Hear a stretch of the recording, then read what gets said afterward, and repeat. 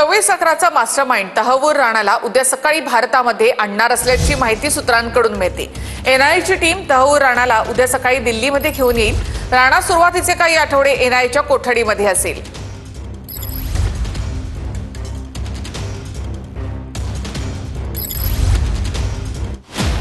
तहव्वूर राणा मुंबईतील 26/11 हल्ल्याचा मास्टरमाइंड। तहव्वूर राणा पाकिस्तानी वंशाचा कॅनेडियन उद्योगपती। तहव्वूर राणाला दाऊद गिलानी म्हणूनही ओळखले जातं।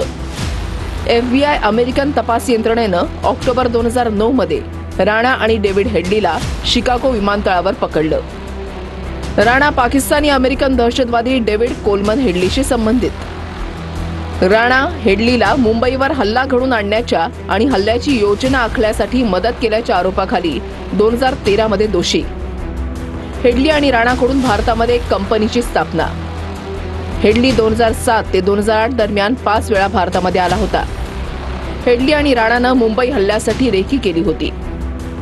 राणा आपल्या पत्नीसोबत मुंबईत आला आणि ताजमध्ये थांबला होता।